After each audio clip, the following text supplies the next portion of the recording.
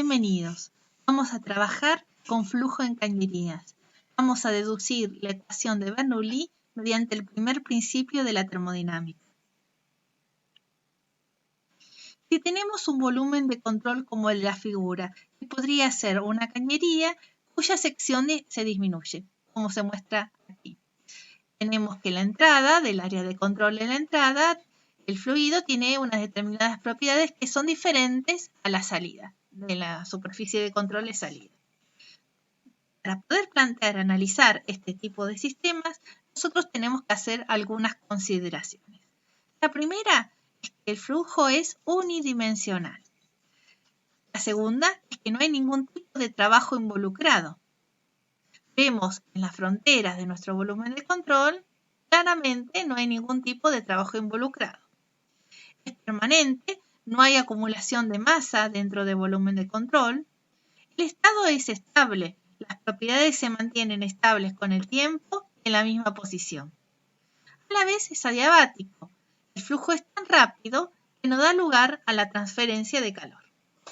El primer paso para el análisis es justamente hacer el balance de masa. En el balance de masa, como dijimos que no había ninguna acumulación, el caudal de entrada es igual al caudal de salida y es igual al caudal máximo. El segundo paso es plantear el primer principio de la termodinámica. La recomendación es plantear el primer principio completo, porque así podemos ir eliminando aquellos términos que no nos corresponden y no cometer errores de expresar ecuaciones que después nos lleven a un análisis menor.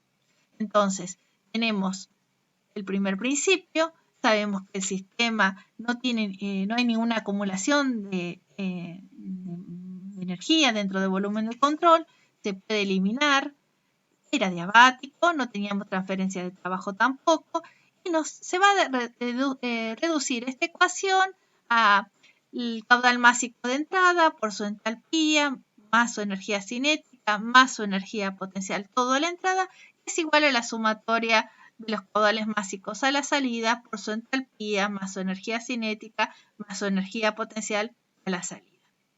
Por supuesto, como los caudales de masa de entrada y salida eran los mismos, entonces podemos eliminar a la masa de forma tal que directamente nos quedamos con las energías, ¿no? La entalpía de entrada más la energía cinética de entrada más la energía potencial de entrada es igual a la entalpía de salida más la energía cinética de salida más la energía potencial de salida.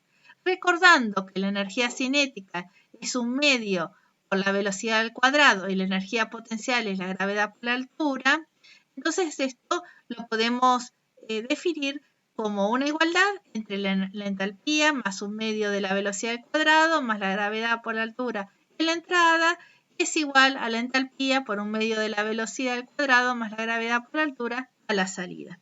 Claramente, esta ecuación es válida para las condiciones que planteamos en la situación de la figura. Otra situación ya no lo es. ¿Qué fluido puede pasar por esta figura, por esta cañería? Un gas ideal, un gas real, un vapor sobrecalentado, un vapor con título, un líquido comprimido. Bueno, vamos a ver qué pasa cuando circula un líquido comprimido. Bueno, como habíamos dicho, como los caudales de masa de entrada y salida no eran iguales, nosotros podemos escribir al caudal de masa de entrada como la densidad por el área por la velocidad del fluido y lo mismo para la salida. Si se trata de un líquido comprimido, se da la casualidad que justamente como es incompresible, las densidades de entrada y de salida son iguales. Y en este caso particular, entonces el área por la velocidad a la entrada es igual al área por la velocidad a la salida, es igual directamente al caudal volumétrico. Quiere decir que cuando por este volumen de control pasa un sistema como un líquido comprimido exactamente en esta situación, el caudal básico se conserva, el caudal volumétrico se conserva. Siendo las condiciones diferentes a estas, o sea, para cualquier otra, el caudal volumétrico no se conserva. Bueno, seguimos con el líquido comprimido. para deducir a la ecuación de Bernoulli. Habíamos llegado a esta ecuación. Sabemos también que en un líquido comprimido la temperatura no cambia significativamente cuando el fluido fluye por una cañería, o sea que la temperatura de entrada es igual a la temperatura de salida, lo que significa que la energía interna de entrada es igual a la energía interna a la salida. Entonces, ¿cómo es esto? ¿Dónde está la energía interna dentro de esta ecuación? Recordemos que la entalpía es la combinación de la energía interna más el trabajo de flujo. El trabajo de flujo era presión por volumen específico. Por lo tanto, la entalpía era la energía interna más esa energía necesaria para poder ingresar o salir del volumen de control. Bueno, si desglosamos a la entalpía, tanto a la entrada como a la salida, claramente se ve la energía interna que son iguales, la podemos eliminar, y que los volúmenes específicos de la entrada y la salida, por lo que ya habíamos hablado, también son iguales. Se deduce la ecuación de Bernoulli. Presión sobre densidad es un medio de la velocidad al cuadrado más la gravedad por la altura, tanto en la entrada y es igual a la salida. Y si en vez de escribir densidad pongo volumen específico, la ecuación es exactamente igual. Bueno, la puedo igualar a 0 para hacer alguna variante, pero lo que tenemos que recordar, ¿cómo salió esta ecuación? Cualquiera de ellas. Dijimos que el proceso era internamente reversible. O sea, solamente esto es aplicable cuando es reversible. Se aplica a fluidos incompresibles y no incluye ninguna irreversibilidad, como fricción u ondas de choque. Esta ecuación puede ser modificada para incorporar dichos efectos. Quiero decir que cuando ustedes vayan a otras asignaturas más adelante, más avanzadas en su carrera, van a encontrar que esta ecuación se va a modificar para incluir las irreversibilidades. Pero por ahora no es cuestión nuestra esta parte. Vamos a hablar del trabajo de circulación. ¿Qué es el trabajo de circulación? El trabajo de circulación justamente es el trabajo que se obtiene o se requiere para que un sistema circule, el que se obtiene o requiere. El sistema puede ser positivo o puede ser negativo. Vamos a ver cómo lo podemos analizar.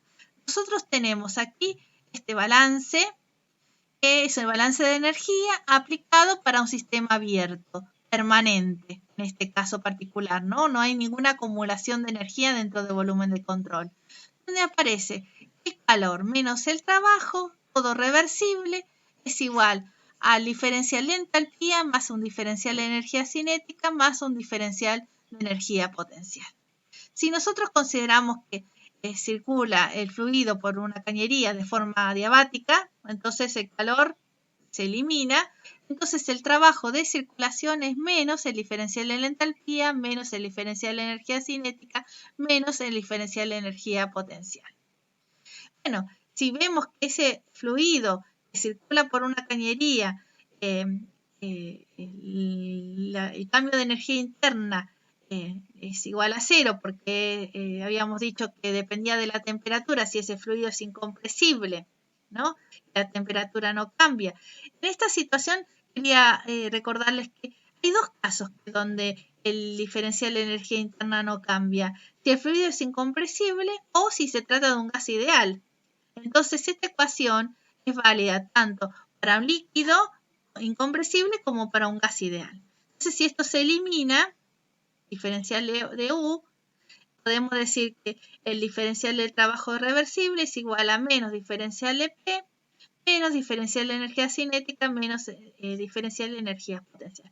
O sea, el diferencial de trabajo reversible para un sistema circulante que puede ser un líquido incompresible o puede ser un gas ideal, es menos B diferencial de P. Si yo lo quiero saber el trabajo realmente, lo tendría que integrar.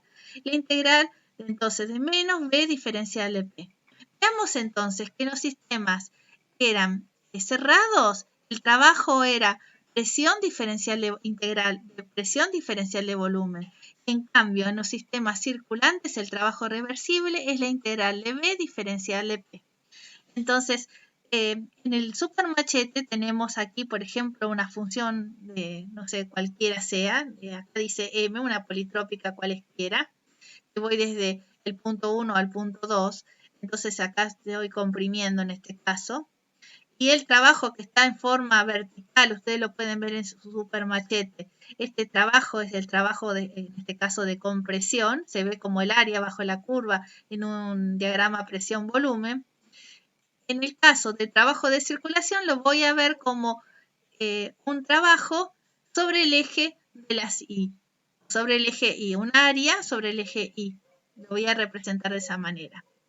Por lo tanto, también acá podemos hallar alguna, deducir algo más. Habíamos dicho que el trabajo reversible era menos la integral de B diferencial de P, el trabajo de circulación reversible, ¿no? Entonces, si el volumen específico es lo más chico posible, si esto es chico, entonces tengo menos trabajo. Entonces, si esto era un trabajo que yo requiero, o sea que yo tengo que incorporar al sistema, como es una bomba o como es en un compresor, por ejemplo, entonces, ¿dónde voy a requerir más trabajo? Y voy a requerir más trabajo cuando este volumen específico sea más alto. Y en el caso de los líquidos, cuando circula un líquido comprimido, este se hace más chico. Entonces el trabajo de la bomba es mucho más chico.